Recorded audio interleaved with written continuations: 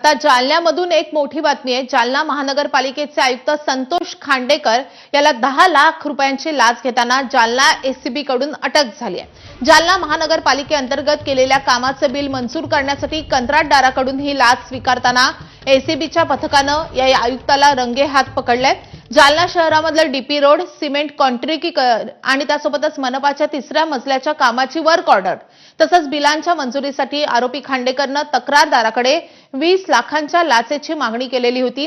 एसीबीनं आरोपी खांडेकरच्या शासकीय निवासस्थानी सापळा रचून 10 लाखांची लाच घेताना त्याला रंगेहात पकडलंय। दरम्यान पहाटेपर्यंत जालना आणि संभाजीनगरच्या पथकाकडून खांडेकरच्या घराची झाडाझडती सुरू आहे।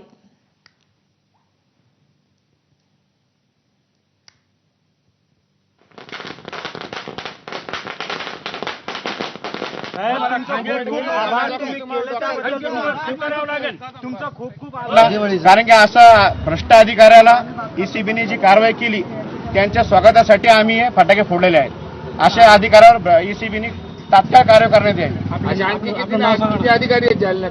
जालन्यामध्ये जिल्हा परिषदला आहे, बांधकाम विभागाला आहे, पीडब्ल्यूडीला, जलसंधारणाला आहे। तर या संदर्भात अधिक माहिती देण्यासाठी आपले प्रतिनिधी रवी मुंडे आपल्या सोबत आहेत। रवी, ही कारवाई एसीबीनं कशी केलेली आहे आणि त्यासोबतच संतोष खांडेकरांच्या घरातल्या झाडाझडतीमध्ये नेमकं काय काय आढळलंय?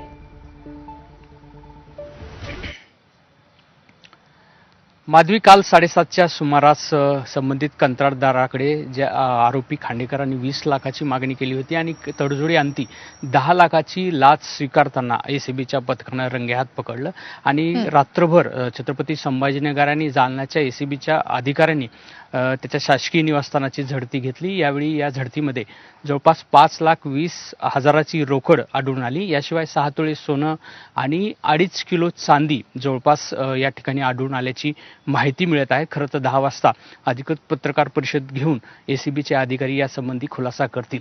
मात्र जालना शहरातली जी विकास कामं होती त्या संबंधातून ही टक्केवारी मागितलेली आहे, त्यामुळे त्या कामाच्या बाबतचा दर्जा आणि गुणवत्तेवरती प्रश्नचिन्ह उभं राहते।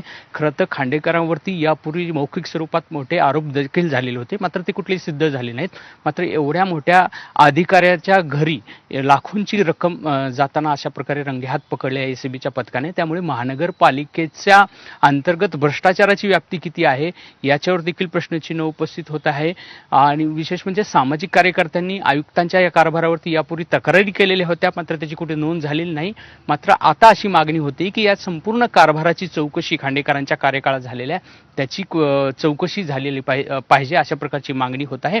अजूनही एसीबीचे अधिकारी काही ठिकाणी चौकशी करत असल्याची माहिती आहे। अधिकृत अद्याप एसीबीच्या अधिकाऱ्यांनी काही खुलासा केलेला नाही। मात्र 5,20,000ची रोकड घरून जप्त केल्याची माहिती मात्र मिळत आहे। माधवी, नक्कीच इतक्या मोठ्या लेवलचा अधिकारी जर अशा प्रकारे लाच घेत असेल तर हे खूप गंभीर प्रकरण आहे।